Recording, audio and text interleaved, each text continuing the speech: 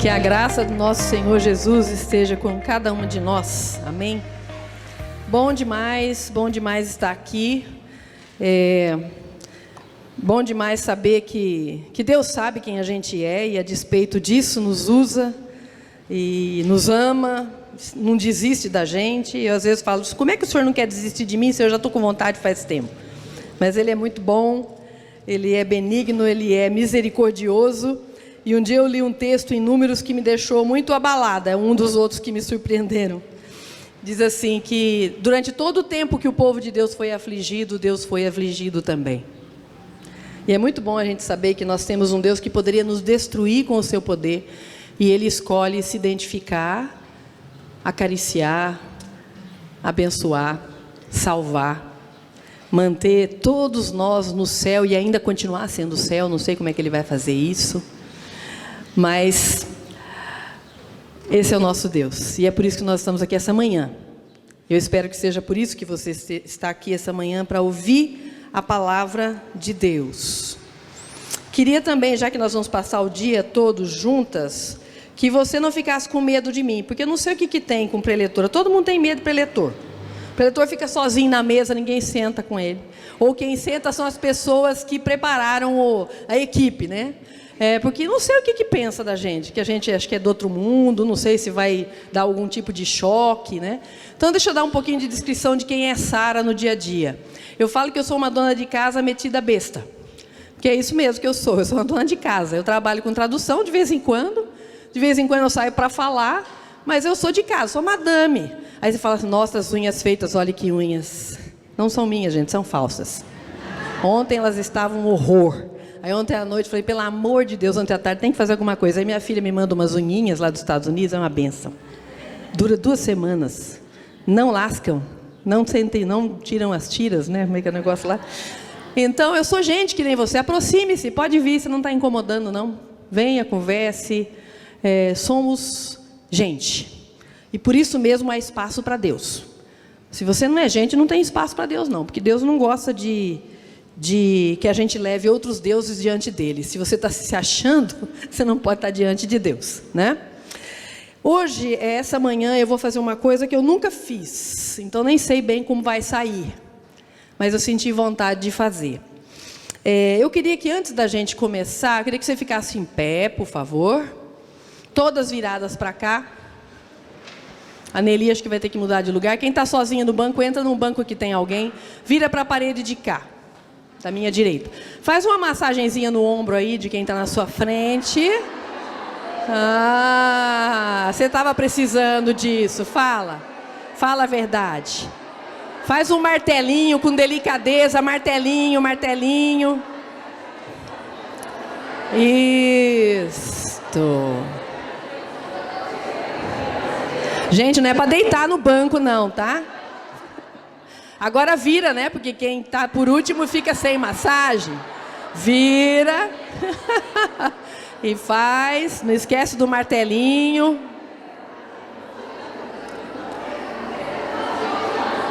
Não belisque a irmã. Não machuque, nem puxe o cabelo. Muito bem. Pode virar para frente agora. Em pé ainda.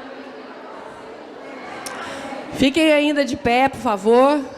Agora eu quero que você olhe para essa mulher que está aí do seu lado. Se não tem nenhuma do lado, procure uma para olhar. Olhe bem nos olhos dela.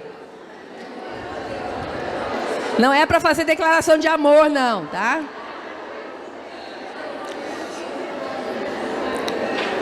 Ok.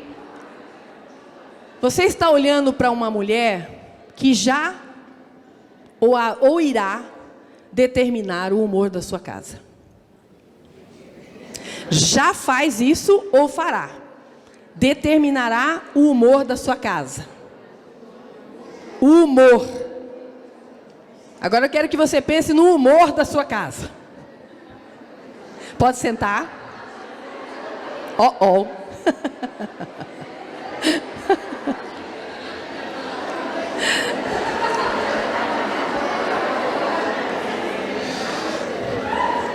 Que isso, misericórdia.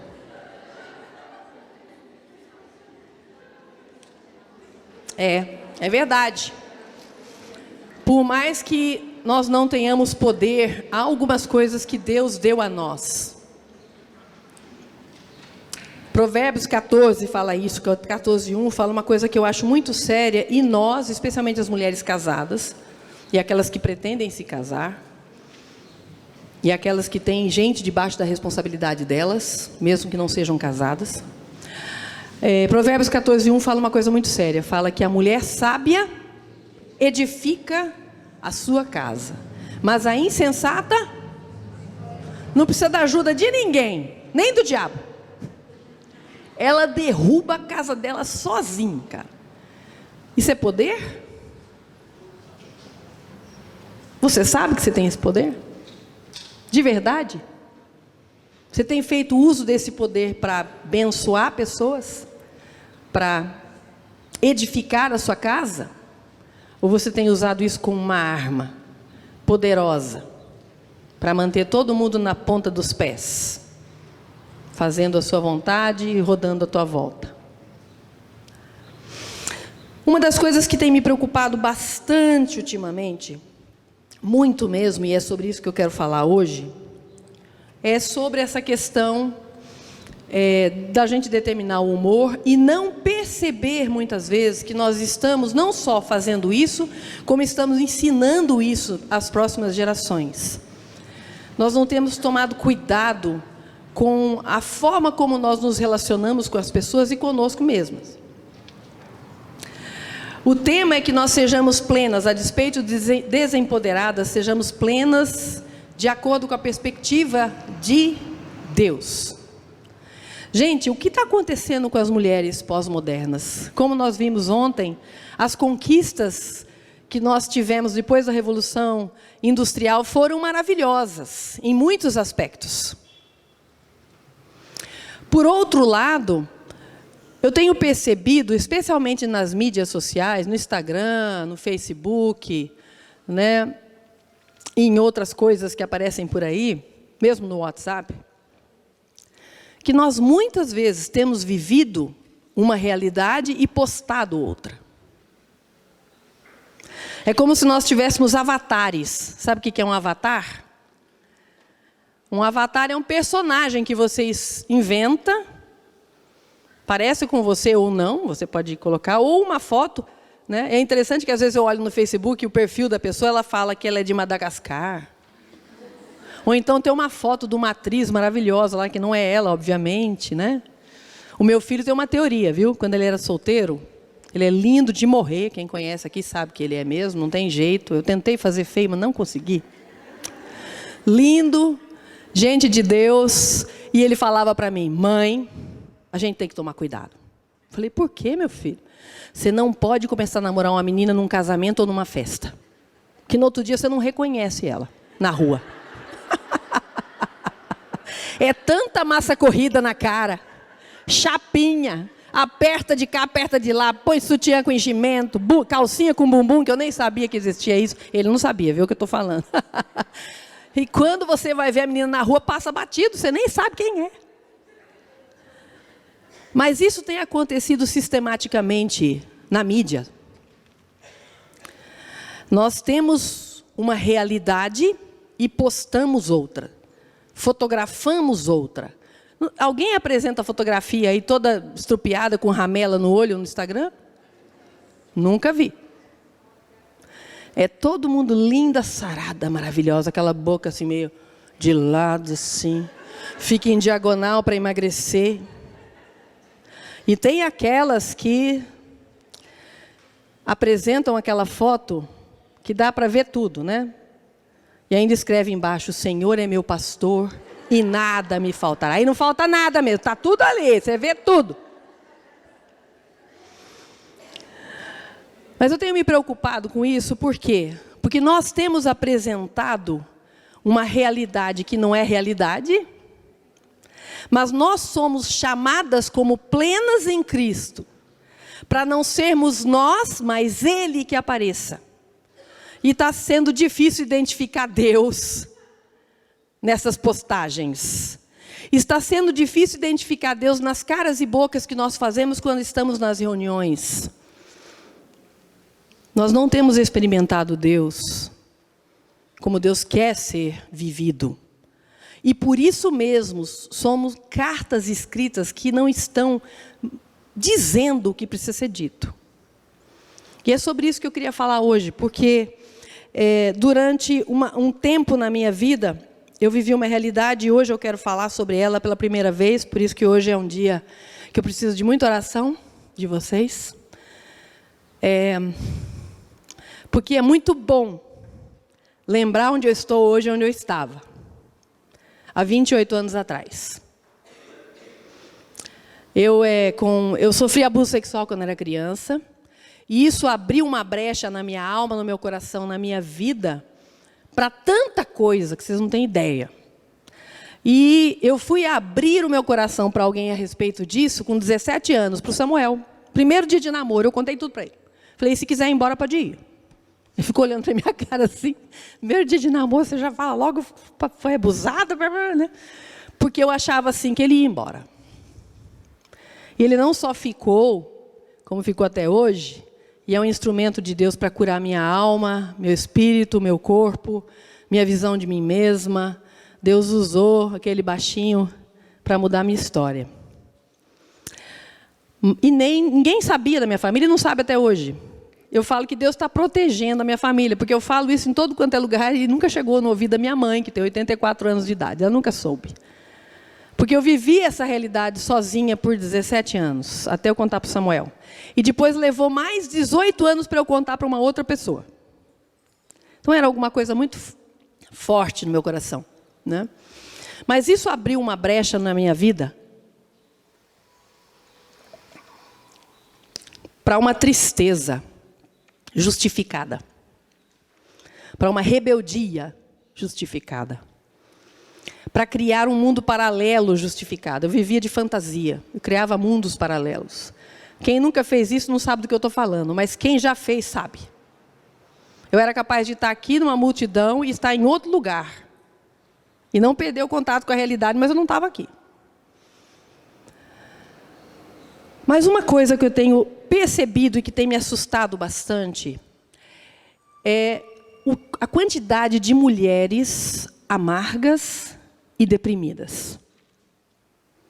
Mulheres murchas, mulheres sem viço, sem brilho nos olhos, e que dizem que são de Jesus. Alguma coisa está errada. E nós nem suspeitamos que tem alguma coisa errada. Esse que é o pior de tudo.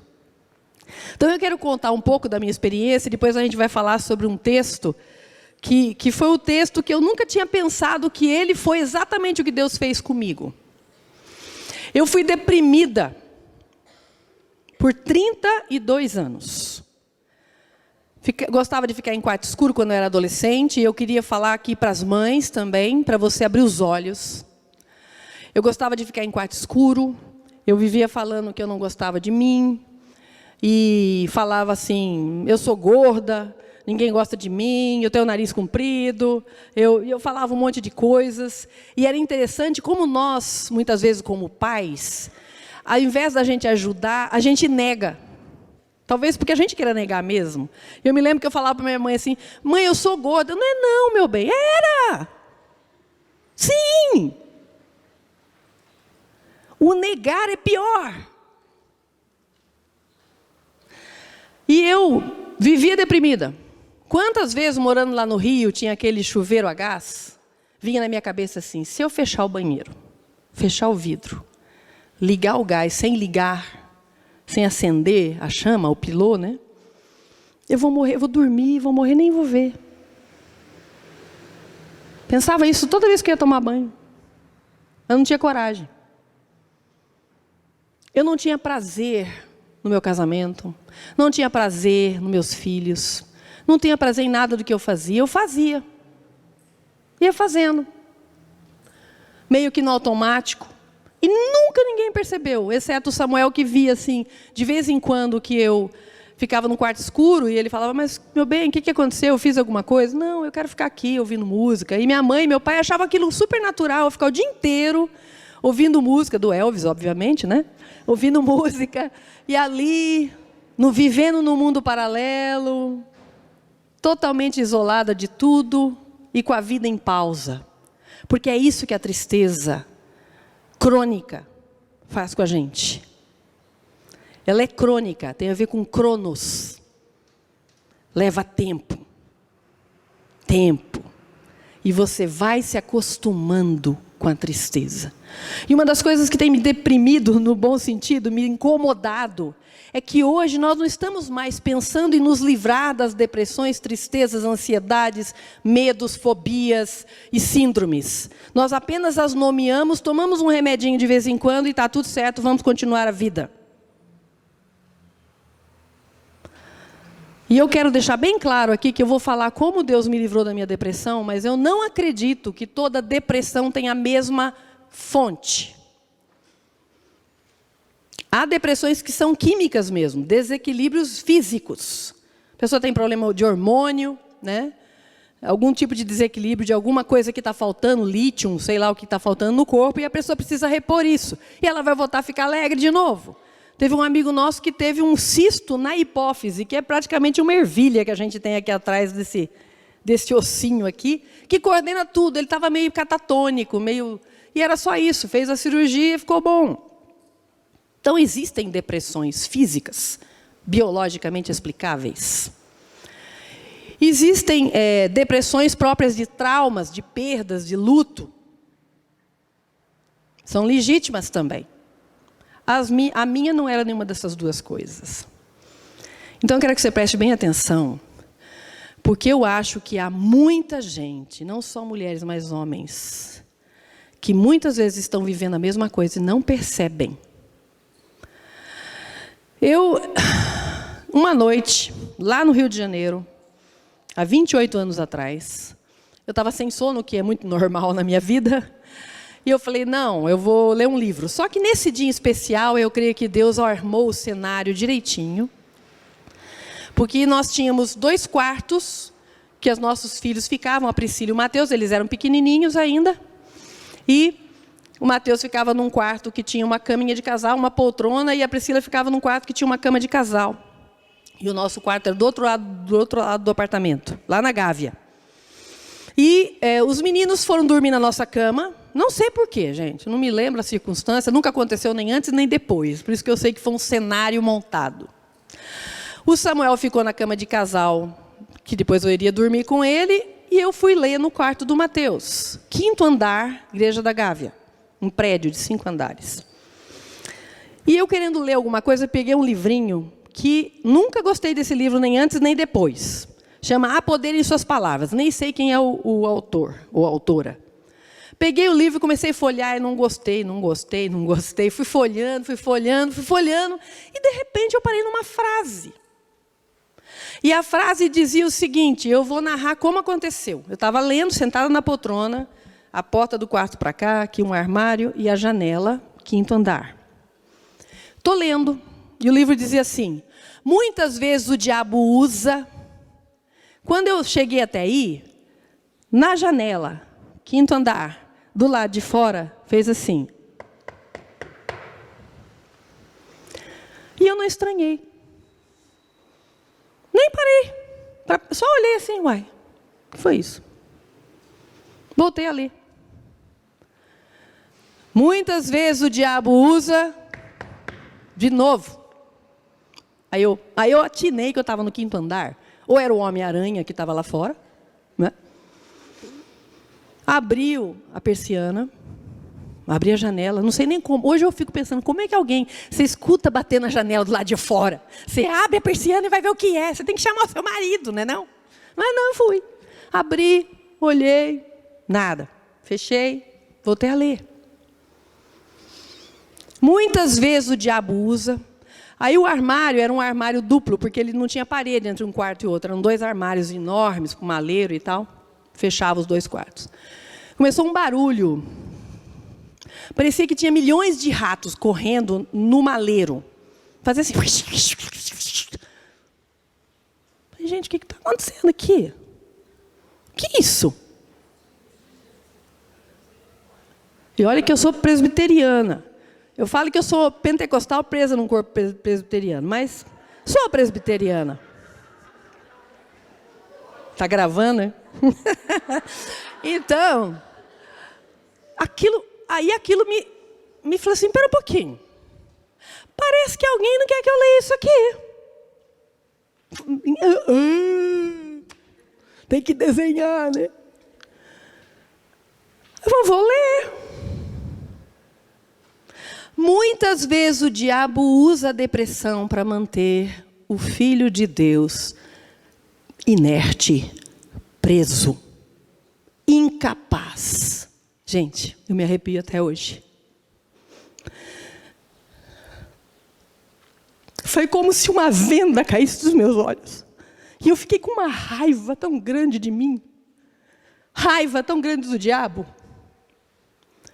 Que tinha me enganado todos esses anos. Eu achava que eu era melancólica, aquele negócio do temperamento, segundo, né, controlado pelo Espírito. Melancólico, colérico, fleumático e como é que é?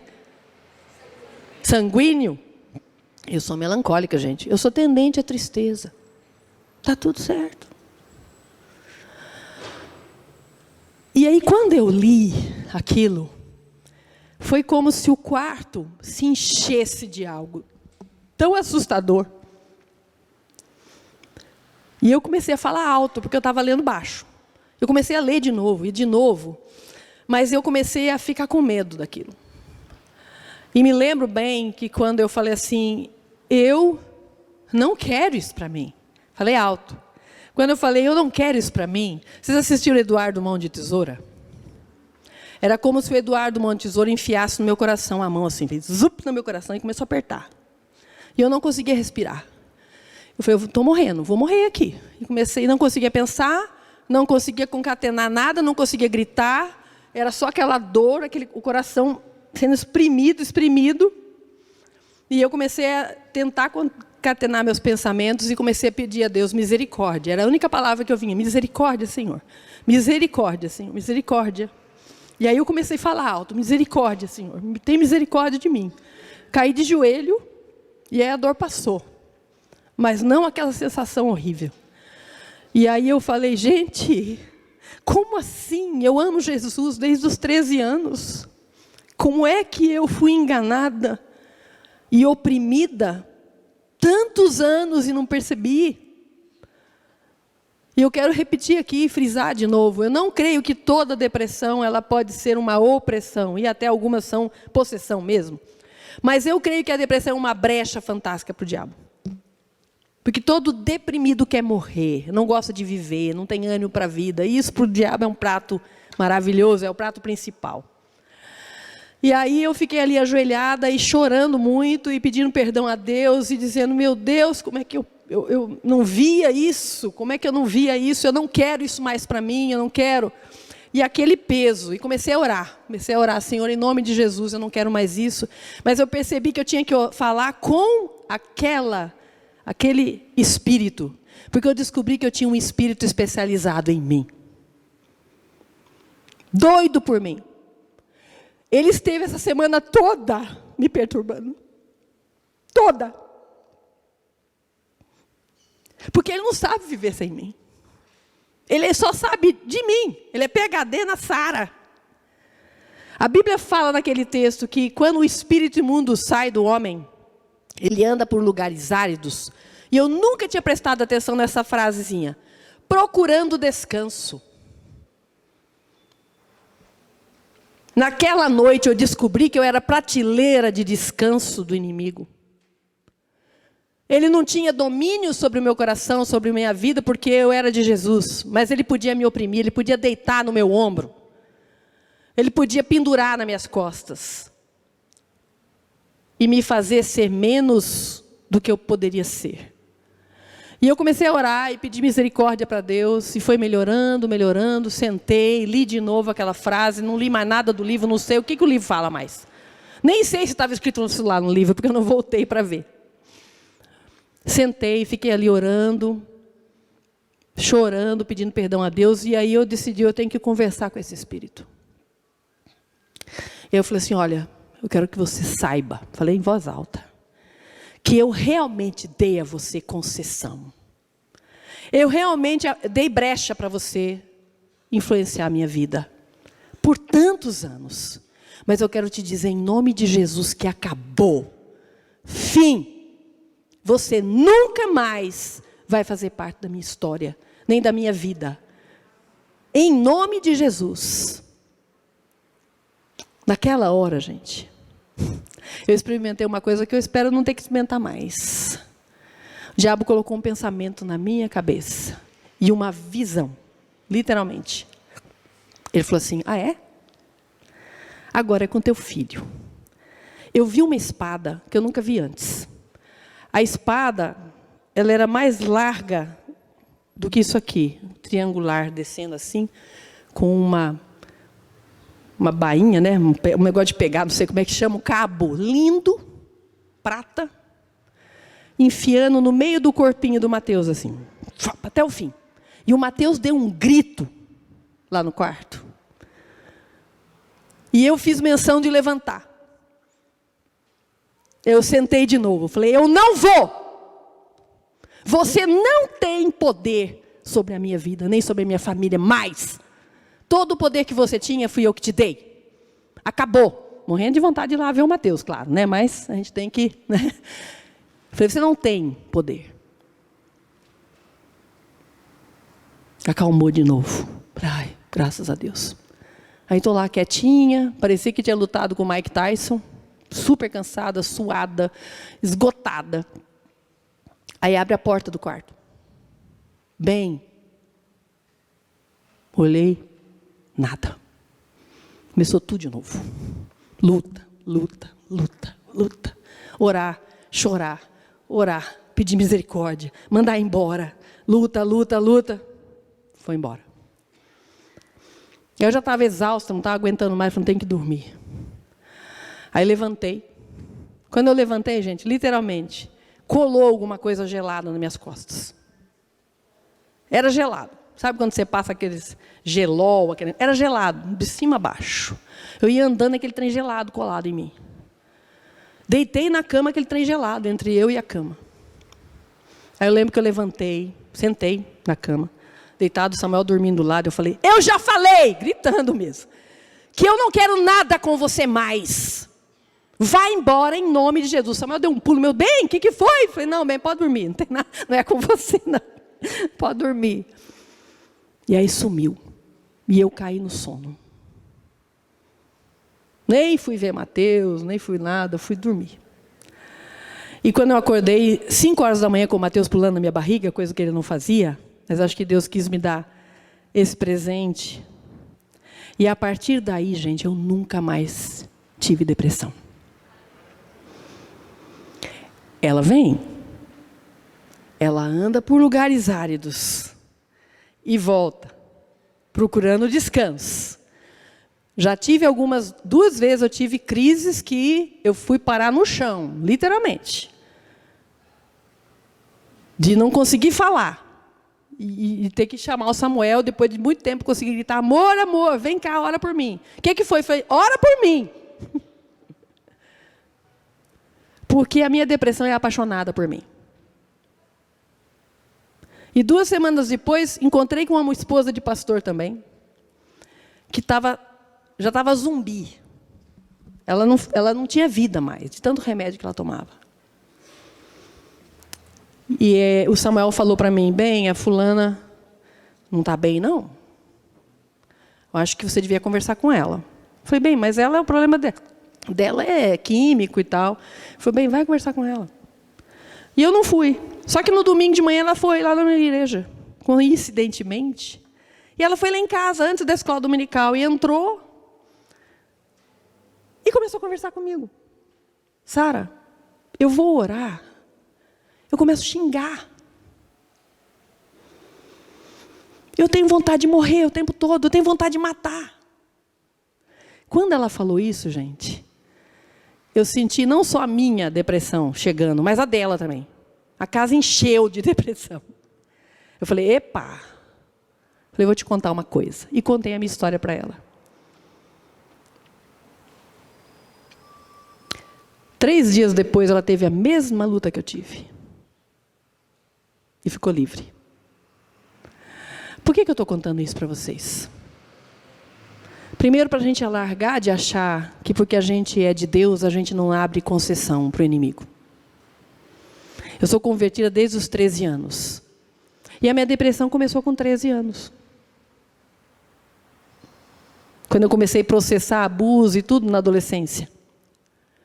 O problema, gente, que no meu caso, nunca ninguém percebia. Porque eu era uma excelente filha, boa aluna, líder de louvor, estava na igreja sempre. Eu tinha o meu avatar de gente boa e feliz. Mas por dentro era morte, era podre, triste. O que eu tenho visto hoje é mães vendo filhas e filhos assim. E já taca logo o remédio. Eu quero te desafiar a identificar o que está acontecendo. Às vezes a gente está num grupo de mulheres no WhatsApp, alguém fala assim, olha, meu filho não está dormindo bem, está tendo sonhos ruins. Alguém conhece aí um psiquiatra, um psicólogo? Eu não tenho nada contra psiquiatra e psicólogo. Eu acho que eles são necessários. Deus deu inteligência para o homem, para a ciência, para a gente usar. O problema é quando a gente faz que nem Asa, o rei Asa. A Bíblia diz que no final da vida ele foi um cara que fez tudo certo. No final da vida, a Bíblia diz que o rei Asa adoeceu gravemente dos pés. E a Bíblia faz questão de frisar que Deus se aborreceu com ele, porque ele confiava mais nos médicos do que em Deus. O que eu acho que tem acontecido hoje é que nós confiamos mais nas pílulas que nós tomamos, do que no Deus que pode mudar a nossa história e pode nos livrar. E muitas vezes a gente acredita que uma pílula vai resolver um demônio agarrado nas costas da gente. Não vai! Ele vai usar a pílula para te fazer pior do que você está. Então, vá fazer exame para ver se você tem problema químico, em nome de Jesus. Analise por que você está triste, sim. Por que você tem determinado humor da sua casa e o humor da sua casa é luto. É nervosismo o tempo todo, é gritaria o tempo todo, é amargura o tempo todo, é ressentimento o tempo todo, é palavras duras e de desrespeito para com o marido, os filhos, mãe, pai. Desconfie que alguma coisa está errada. E também teste os espíritos. A Bíblia diz que a gente tem que fazer isso. Isso aqui é de Deus, não é de Deus. Por que isso está acontecendo comigo? Não faça como eu. Que Deus tem que desenhar na minha cara, bater na janela, o diabo tem que bater na janela, no 5º andar, para eu desconfiar que era ele que estava lá. Eu tenho visto mulheres que têm se escondido atrás da maquiagem, atrás das fotos, das postagens, de um mundo paralelo, de um mundo que parece bom. É engraçado que Provérbios fala isso, ele fala assim que a sensação de bem-estar leva o louco a morrer. Nós nos contentamos em sensação de bem-estar. Jesus não morreu na cruz para te dar sensação de bem-estar. Você tem que estar bem. Não é falta de problema. Não pense que eu não tenho que lutar. Essa semana eu acordei com vontade de ficar triste todos os dias. E ia dormir todos os dias com vontade de morrer. Todo dia. E eu não conseguia sair daquilo. Eu pedi para várias pessoas da igreja, ore por mim, porque essa semana o negócio está feio. Porque o diabo sabia que eu ia estar aqui hoje falando disso. E talvez você esteja como eu estive, anos a fio, com bons nomes para coisas que precisam ser expulsas em nome de Jesus da sua história, da sua vida. Às vezes começou com uma coisa legítima, como eu. O abuso abriu essa brecha. Às vezes é uma dor, um trauma, um medo, né? Eu não sei, mas o que eu sei é o seguinte: dê nome aos bois. E cuide dos seus filhos, porque o diabo tem cirandado com as nossas gerações. É criança querendo suicidar, pelo amor de Deus, e a gente não desconfia. Casa de gente crente, que mãe e pai não sabem o que fazer. Bota o joelho no chão e lute pela alma do seu filho, em nome de Jesus. Nós temos que acordar. Parar com esse presbiterianismo besta, que não tem diabo, que não tem Espírito Santo. Isso é Bíblia. E Deus nos morreu por nós, para que nós tivéssemos vida. Vida em abundância. E nós vivemos morte. vivemos tristeza, vivemos angústia, vivemos com um monte de justificativa para sermos menos do que Deus nos chamou para ser. Não é que você vai ser a poderosa do bairro, mas você vai ter uma história de que Deus te tirou das trevas para a luz e te tirou de outras situações incríveis. E fez de você alguém novo. Gente, nós temos que experimentar Deus. Quando eu penso o quanto Deus teve que fazer para me livrar de tudo que o diabo queria fazer comigo durante esses 32 anos de depressão. Vocês imaginam o que ele queria fazer comigo? Qual é a agenda do diabo, gente? Roubar, matar e destruir. Essa é a agenda dele. E Deus me livrou, me guardou. Eu fico imaginando quanta pena de anjo deve ter ficado pelo caminho para me proteger de mim mesma. E muitas vezes a nossa teologia faz com que a gente, em nome de Deus, abrigue demônios dentro da nossa casa. Olha só, hein? Até a janela fecha. A gente abrigue, a gente abra janelas mesmo. Nós infernizamos a vida da nossa família com a nossa tristeza. Eu falo que às vezes eu gosto de ir para uma praça de alimentação no shopping para olhar, já falei isso várias vezes, olhar pessoas. Primeiro porque acho incrível a originalidade de Deus, né? Não tem ninguém igual, gente, é impressionante isso. E aí você vai ali, senta e observa as mulheres pós-modernas empoderadas. E não tem idade não, viu? Começa pequenininha. São insuportáveis. Às vezes o marido ou o namorado traz o sanduíche.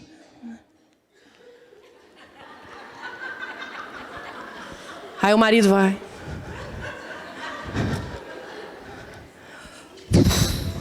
É só caras e bocas. Mas quando você vai na academia, na aula de pilates, é a rainha da simpatia.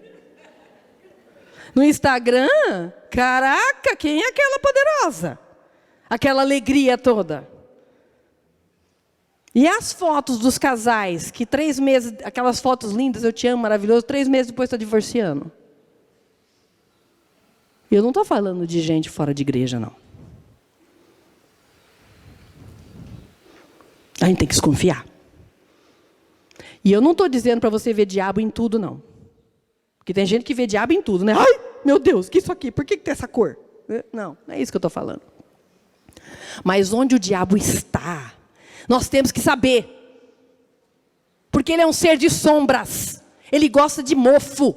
Ele gosta de trevas. Ele gosta de ficar escondido, de ficar por baixo do pano.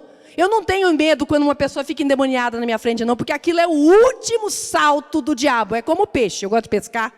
Quando o peixe pula todinho fora da água, é hora de você tirar ele. Se você não tirar ele, ele vai ganhar força daqui a pouco. Quando o diabo se mostra, ele está menos perigoso, porque você, em nome de Jesus, põe ele para correr. Mas o problema é que não é isso que ele quer. Ele quer ficar 32 anos na vida de uma mulher que não tem prazer em nada. É isso que ele quer. Ele quer que você pense que seu filho precisa de Rivotril. E pode ser que ele precise mesmo, porque ele tem algum problema químico. Mas pode ser que não. Pode ser que o diabo, como ele fazia comigo, eu jogo na infância, aproveitou um momento de abuso para fazer de mim o que ele fez. E nós, como mulheres de Deus, talvez você tenha uma mãe que não consegue envelhecer, talvez você tenha uma filha com problema de beleza, que não se acha bonita, e a partir daí o negócio vai morra abaixo.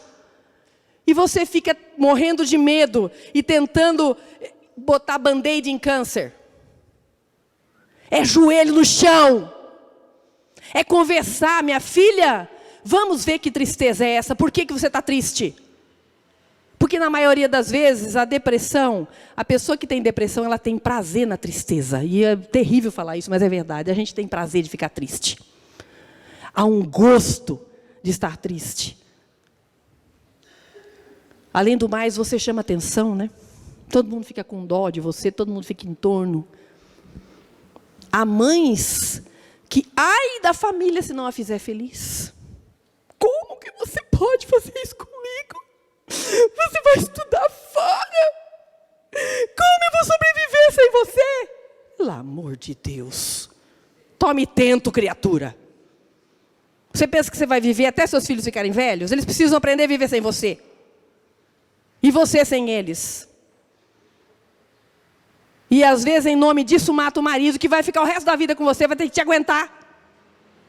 O resto da vida. E você não cuida de quem vai ficar com você para sempre.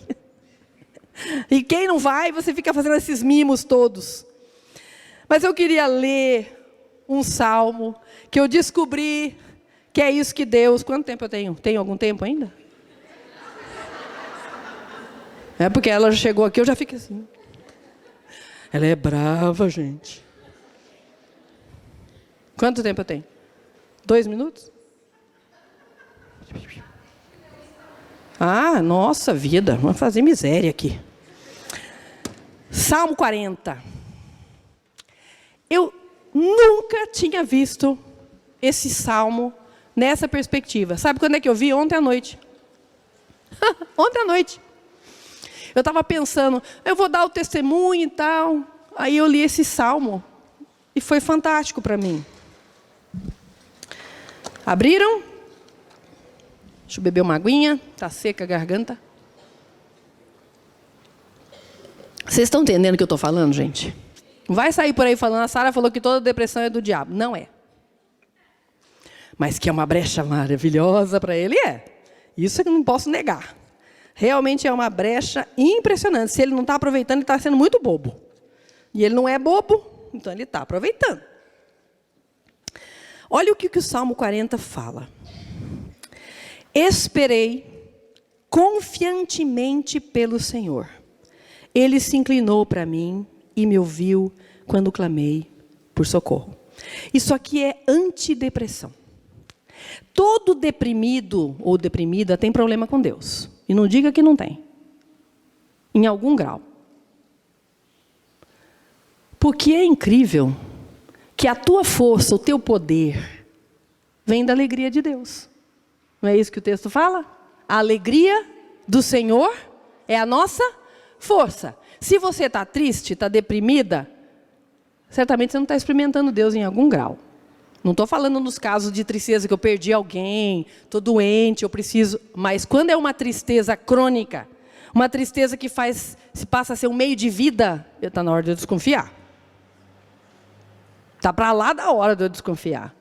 Porque tristeza não pode ser meio de vida, não para quem tem um Deus cuja alegria é a nossa força. E aqui diz assim, eu esperei confiantemente. Eu não esperava confiantemente no Senhor. Eu achava que o Senhor não podia fazer nada por mim. Afinal de contas, Ele me deixou ser abusada. Que Deus é esse? E Ele se inclinou e ouviu. É isso que o diabo não quer que a gente experimente. A gente acha que Deus não está nem aí com a gente.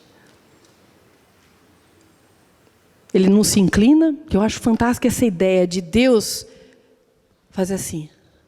Hã? Ele chega mais perto. Como se ele precisasse. Mas ele faz esse movimento, como você fez movimento ontem aqui. Deus faz movimentos. Jesus era o homem do movimento. Eu acho isso fantástico. Lázaro morreu, ele chorou a morte de Lázaro. Ele sabia que Lázaro ia ressuscitar dali a pouco, mas ele queria ensinar para a gente que quando está doendo, dói. Chore. Dê espaço para a tristeza, sim. Seja gente. Jesus foi gente. Ele tinha fome, ele comia. Ele estava cansado, ele deitava no barco e dormia. Se indignava, chorava. Exato, se irava. Jesus era gente. E Deus se inclina e ouve quando eu clamo por socorro. Isso eu experimentei naquela noite, gente. Porque o poder que estava ali contra mim era muito maior que eu. Muito maior que eu. Mas não era maior do que o meu Deus. E quando Deus se inclina e ouve, quando eu clamo por socorro, algo acontece. O problema é que a gente clama para o psicólogo primeiro. Clama pelo psiquiatra primeiro. Clama pelo remédio primeiro. Clama por fazer compra para esquecer a tristeza. Clama por ter alguém para ser feliz. Clama se eu tiver um carro novo. Clama, a gente clama por absolutamente tudo, menos Deus. Deus é a última possibilidade. Aliás, tem uma frase que a gente fala assim, agora só Deus. Significa a vaca foi para o brejo e não tem jeito. É isso que a gente quer dizer. Não é que agora Deus vai se levantar. Não. Olha, o fulano está na UTI, agora só Deus. Já está encomendando o caixão. E eu quero que a gente aprenda a dizer, agora é só Deus. Mas é a primeira coisa que eu vou falar. E não a última. Falar, Senhor, me orienta. Me orienta para eu descobrir de onde vem essa tristeza. É química. Eu estou não sabendo lidar com meus traumas? Ou eu estou debaixo de uma opressão e eu não percebi ainda? Clame ao Senhor por socorro. Clame ao Senhor pelos seus filhos. Clame ao Senhor pelo seu marido. Clame ao Senhor por você mesma. Clame ao Senhor pela sua mãe, pelo seu pai, pelas pessoas que você está mais próxima. Mas clame, porque Ele inclina, Ele ouve. E olha o que fala ali. Naquela noite Ele me tirou de um poço de perdição e de um tremedal de lama. Eu estava até o pescoço, atolada, imóvel. E não percebia, gente. Esse é o nosso inimigo. O nosso inimigo faz a gente se relacionar com o bizarro, com o esquisito, com o sinistro, e não percebemos. Gente, Eva batia papo teológico com uma cobra. Quando foi que uma cobra falou? Se uma cobra entrasse aqui no corredor, eu seria a primeira a correr já, né? Certamente. Mas ela entrasse falando, oi gente, tudo bom aí? Porque lá no texto diz que uma das maldições que Deus deu é colocar inimizade entre a mulher e a serpente. Elas eram amiguinhas. Elas não bateram aquele papo. Elas bateram muitos papos. Eva se relacionou com uma cobra e não achou aquilo estranho. Por isso que a gente tem que estar de olho aberto, gente. Porque Deus, Ele pode nos tirar do poço, do tremedal de lama, e colocar, no versículo 2, colocou-me os pés sobre uma rocha e me firmou os passos. Naquela noite, Deus me tirou de lá assim, ó, vem cá, chega de tristeza. Chega. Hoje a tristeza mora fora, e ela está aqui agora, e eu não me importo. Porque ela não tem nada a ver comigo mais, em nome de Jesus. Porque Deus me tirou de lá, não fui eu que me tirei. Mas foi Deus. E é por isso que eu estou aqui para te dizer, tem jeito. Tem jeito. E outra coisa também, não adianta tomar remédio se Deus não puser a mão. O poder não está no remédio. Deus pode usar o remédio? Pode. Paulo não falou para Timóteo tomar um vinhozinho por causa do problema de estômago dele? Deus pode usar o remédio. Mas se o Senhor não estiver lá, não adianta edificar casa. Não adianta guardar a cidade. Como diz o Salmo. Deus tem que estar. E Ele tirou. E aí o que Ele fez no 3? Vamos ler juntas? E me pôs nos lábios um novo cântico. Muitos verão. Quantas tem aqui hoje? Muitas. Louvado seja Deus. Que o meu choro hoje é de alegria. É para isso que a gente passa pelas coisas. Não é só por passar por elas. Mas é para que Deus possa usar isso para abençoar outros, para livrar outros, guardar outros. Obrigada, querida. E trazer libertação. Porque eu estou cansada de ver mulher que não sai do buraco, rapaz. E tem uma lei muito importante sobre os buracos. Quando você cai dentro de um, pare de cavar. Você não vai sair cavando. E Deus pode tirar você de lá. E o versículo 4, na primeira parte dele, diz assim. Vamos ler mulher em vez de homem. Vamos ler? Bem-aventurada a mulher que põe no Senhor a sua confiança. Não, é até aí. De novo, vamos lá? Bem-aventurada a mulher que põe no Senhor a sua força. com confiança.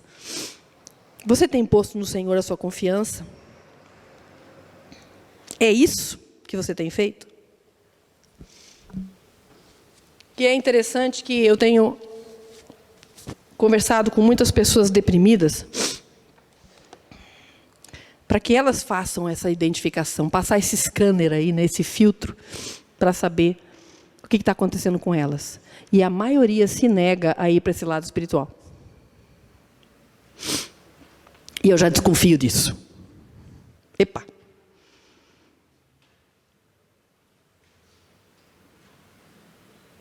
Vá para todas as possibilidades. Todas. E eu queria ler uma coisa que eu escrevi sobre depressão, para a gente encerrar. O tema é Uma Tristeza de Matar. Presta bem atenção. Durante muitos anos, eu fui abrigo para a depressão. Não tenho a intenção de me aprofundar no assunto, apenas compartilho ideias e atitudes que me tiraram do vale da tristeza e me mostraram o mundo e minha própria tristeza numa nova perspectiva. Então aqui vão algumas recomendações e conclusões. Lembrete importante, presta bem atenção nisso aqui. Desejo de se entregar à tristeza é uma sequela de quem já teve depressão e um desejo de quem está entrando nela. Aprenda a empurrar esse desejo para longe assim que surgir. Não dialogue com ele. O deprimido tem um certo prazer mórbido no sofrimento. Não subestime seu desejo de querer ficar triste. Tristeza é a Nutella do deprimido. Segunda coisa, busque fatos. Tristeza sem fatos que a gerem é pretexto, mas faz sentido se você der atenção. Foi o que aconteceu essa semana. Toda hora eu tinha que me perguntar, por que eu estou triste mesmo? Você, vó! Minha filha está grávida, fiquei sabendo agora há pouco tempo. Eu tenho um marido que me ama e que eu amo. Eu tenho Jesus. Deus me tirou das trevas para a maravilhosa luz. Eu não tenho motivo para ficar triste. Mas eu queria ficar. Eu queria ficar triste. Porque é isso que a depressão espiritual faz. Ela quer te murchar. Aí, preste atenção na intensidade dos sentimentos em relação aos fatos. A depressão superdimensiona tudo. Quando você começa a olhar uma caneta no chão e entra em pranto, alguma coisa está errada. Está demais. Espera aí, o que está acontecendo comigo? Aprenda a desconfiar de você mesma. Peça opinião de terceiros que sejam da sua confiança e possam ajudar você a estabelecer um senso de valor e peso correto às coisas, situações e pessoas. Não fuja da tristeza, enfrente a dor como quem luta pela própria vida. Só pare quando notar pelo menos uma faíscazinha de alegria. Nunca enfrente a tristeza e a depressão sozinha. Isso é muito importante, gente. Não pense como a Mariah Carey. Nós morávamos nos Estados Unidos no dia que as torres foram explodidas lá. E aí eles fizeram um programa, logo depois reuniram todos os artistas para cantar, aquela coisa que o americano gosta de fazer, né? E aí a Mariah Carey, gosto demais da voz dela, das músicas dela. Ela foi cantar nesse programa, nessa atividade. Ela saiu de um centro de recuperação de drogados e foi cantar. E sabe qual foi a música que ela cantou?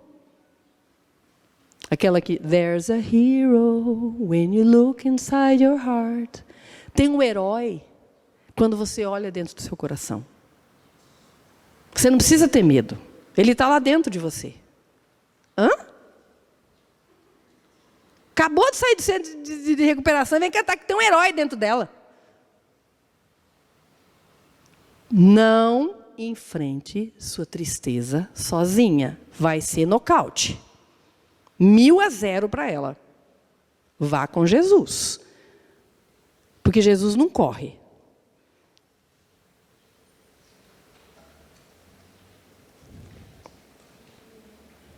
Ele é o único que pode ajudar você a tirar da fraqueza forças.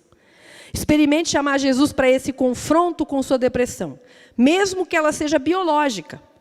Ele é especializado em todo tipo de coisas. Depressão é um estado de espírito, não precisa ser um modo de vida. Cuidado!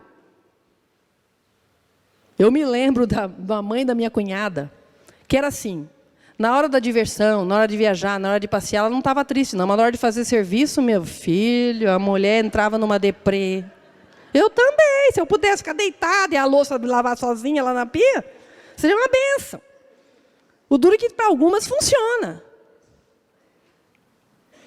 Ela finge de morta e alguém faz por ela. Cuidado. Lute pela alegria. Identifique os gatilhos da tristeza. É interessante que eu tenho sempre que vigiar, porque eu tenho gatilhos de tristeza, coisas que me levam a querer ficar triste. Por exemplo, algumas músicas durante muitos anos eu não podia ouvir.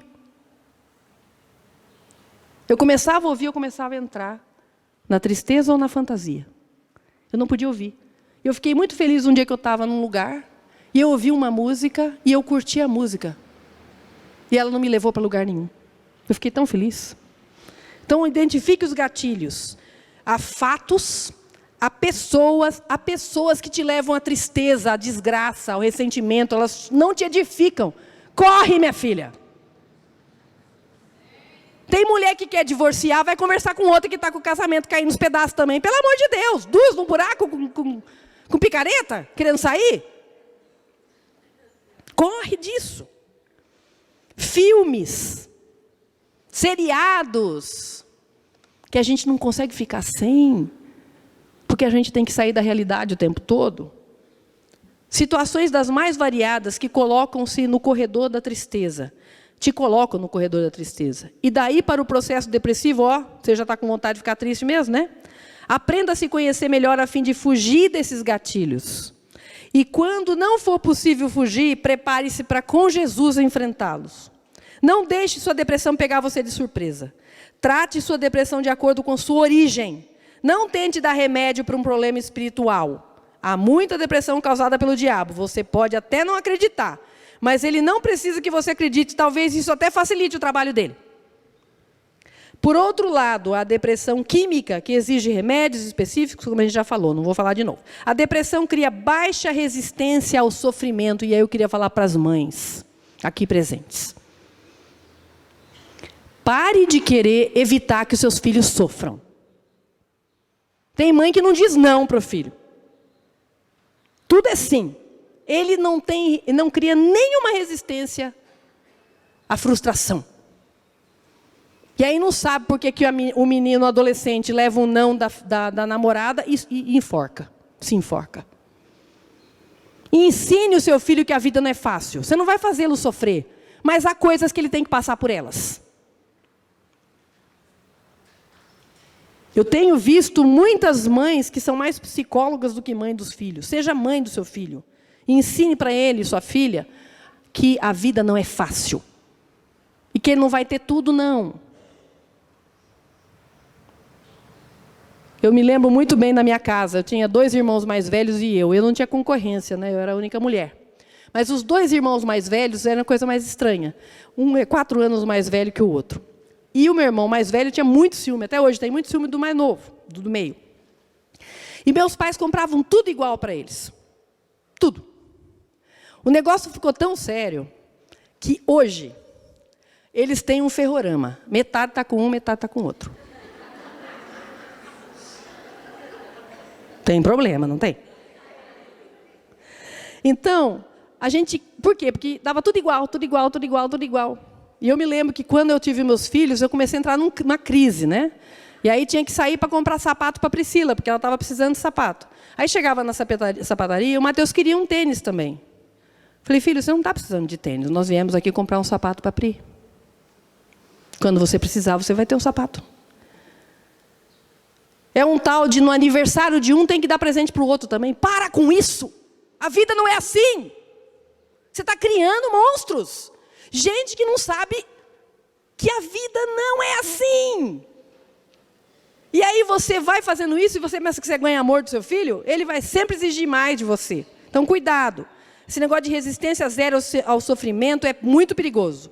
A vida nunca será fácil e quanto mais cedo aprendermos a conviver e lidar com essa verdade, mais preparadas estaremos para enfrentar o dia a dia. Um bom exercício é sair do próprio umbigo e olhar em volta. Há muitos e muitas precisando de nós e sair da preocupação com a minha dor por causa de outros já é um passo na direção da cura. Sai desse umbigo aí que você está morrendo afogado aí dentro. A depressão não é sem causa. Quando minha depressão deixou de ser um problema em si mesmo e tornou-se um motivo para ajudar quem também a enfrenta, descobri que ela foi um excelente currículo para me tornar apta a ajudar outros, como eu falei ontem à noite. Se seus problemas, traumas e tragédias forem apenas isso, então não há esperança para você. A dor do outro não é mais fácil do que a dor do outro não é apenas mais fácil do que a minha, mas ela minimiza a minha também. Eu acho incrível que Deus fala para Jó. Jó ainda estava doente, cheio de pereba, pobre, sem filho, com aquela mulher do lado dele. E Deus fala assim, ore pelos seus amigos. E a Bíblia diz que enquanto Jó orava pelos amigos, Deus restaurou a vida dele. Quando a gente sai da gente mesmo, aí Deus começa a fazer a obra. Eu costumo dizer a mim mesma que eu ainda sou depressiva, que nem aqueles alcoólatras anônimos. Não se iluda. Tem uma brecha aqui, tem um abismo enorme para a depressão. Porque nós éramos amiguinhas, lembra? 32 anos, gente, é uma amizade maior do que qualquer uma que eu já tive. Ela gosta demais de mim. E eu tenho uma certa saudade dela. É esquisito, né? Então, cuidado, cuidado. Mas eu estou livre da depressão há mais de 28 anos, louvado seja Jesus. Porque sei que há em mim vulcões adormecidos que preciso manter em constante vigilância. E nunca me arrependi de montar guarda dia e noite para defender com unhas e dentes, em nome de Jesus, essa maravilhosa alegria de viver.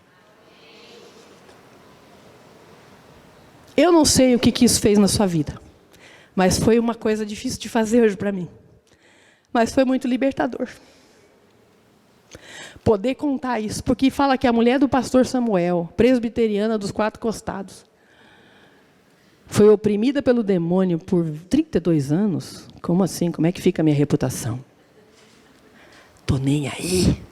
Jesus me tirou de lá, do lamaçal, da tristeza. E Ele pode fazer o mesmo com você, ou com os seus filhos, ou com quem você ama, que você tem visto que está indo buraco abaixo, e você não sabe o que fazer. Você sabe o que fazer, só não está fazendo. É joelho no chão, e é isso que eu queria que você fizesse agora, é botar seu joelho no chão. Ajoelhe-se agora, já. E coloque a sua vida na mão do Senhor.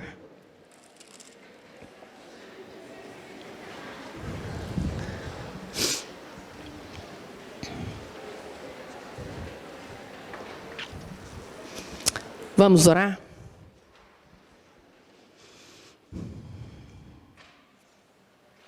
Louvado seja o Teu nome por essa manhã, Senhor. Obrigado porque nós podemos confiar no Senhor. E porque o Senhor inclina-se. O Senhor está vendo aqui corações verdadeiramente pedindo socorro. Talvez até nem por elas mesmas, mas por outras pessoas. Pai, inclina, Senhor, o Teu ouvido. Tira, Senhor Deus, do lamaçal, da tristeza, da depressão, do medo, dessas síndromes todas que a gente vai dando nome, mas não resolve nenhuma delas. Senhor, há mulheres aqui que acreditam nos remédios delas como Deus na vida delas. Há mulheres aqui que há anos estão dependendo de terapias, mas não saem do lugar. Que o Senhor use essas terapias para livrá-las.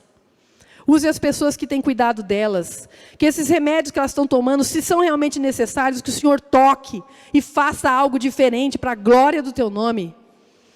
Mas se há também aqui mulheres oprimidas pelo inimigo, como eu fui, eu te peço em nome de Jesus que o Senhor ajude a elas verem isso. E que o Senhor com elas confrontem. Porque o diabo não sai se ele não for mandado embora. Ele não entende outra linguagem a não ser a gente dizer: eu não te quero mais, em nome de Jesus. E se você tem experimentado isso e hoje está consciente disso, diga isso em nome de Jesus. Eu hoje, nesse dia, 31 de agosto, eu quero declarar aqui diante de Deus e diante do inimigo, que eu não te quero mais. Você não faz parte mais da minha história. Eu não quero ser prateleira de descanso para o inimigo, mas eu quero ser alegre, eu quero ter vida e vida em abundância, porque é isso que Jesus conquistou para mim na cruz. Eu fui enganada até agora, mas acabou, em nome de Jesus. Não é na minha força, porque eu não tenho força para nada, mas é na força daquele que pode todas as coisas, que é poderoso para fazer 1000 vezes, milhões de vezes mais do que a gente pede ou pensa. Por isso nós estamos aqui de joelhos diante do Senhor, para agradecer, porque o nosso inimigo vem com tudo contra a gente. E ele quer matar, roubar e destruir mesmo. Mas louvado seja o teu nome, porque o Senhor quer que a gente tenha vida. Não é vida eterna só, mas é vida aqui. Porque a gente seja carta escrita com sangue de Cristo. E não carta escrita com tristeza. Carta escrita com desânimo, com falta de brilho nos olhos. O Senhor quer mulheres que se levantem daqui, empoderadas no Senhor, para que a perspectiva do Senhor esteja clara na nossa vida, para que a gente pare de viver em pausa, esperando que a vida vai ficar melhor lá na frente. A vida já está aqui, está acontecendo, e nós somos muito breves. Que o Senhor nos ajude, e que a alegria do Senhor seja a nossa força. Que o Senhor nos proteja de nós mesmos, dos nossos pensamentos, dos nossos sentimentos. Que se há aqui mulheres que passaram por traumas no passado, que o Senhor visite com elas esses momentos e traga cura. E que isso seja ministério para elas abençoarem outras pessoas, Senhor. Que se há mulheres aqui que sofreram perdas difíceis de superar, que estão de luto constante, Senhor, em nome de Jesus, que o Senhor possa também visitar essa tristeza na mais profundidade que o Senhor puder, que só o Senhor pode fazer, e que teu Espírito Santo Consolador enche esse buraco triste do Senhor mesmo, e que essa mulher se levante curada dessa dor. Ela não vai esquecer a perda que ela teve, mas ela não precisa viver essa perda o tempo todo, Senhor, em nome de Jesus. Pai, nos dá alegria, alegria de viver, alegria de voltar para casa, de abraçar aqueles que amamos, alegria da nossa rotina, que muitas vezes é difícil, mas que nós possamos ir com o Senhor, e que no Senhor as coisas não vão ser nunca em vão. Pai, obrigada. Eu quero te agradecer em especial por essa manhã. Ela é histórica para mim. Ela vai ficar marcada no meu coração, como aquele dia que o Senhor me tirou da depressão. Obrigado porque o Senhor armou o cenário de uma forma incrível. O diabo caiu direitinho. E ele se mostrou e eu pude vê-lo, porque o Senhor me mostrou o que estava acontecendo. Que seja assim, talvez não vai acontecer agora com essas mulheres, mas de repente vai acontecer em algum outro momento. Que elas estejam alerta, que elas não se deixem levar por esse inimigo que sabe fazer as coisas não parecerem verdadeiras, ou faz a gente se acostumar com o sinistro, com o bizarro, e achar normal. Que o Senhor nos dê esses alarmes, para que Ele nunca mais se aproveite e venha fazer de nós descanso. Em nome de Jesus. Amém. Amém.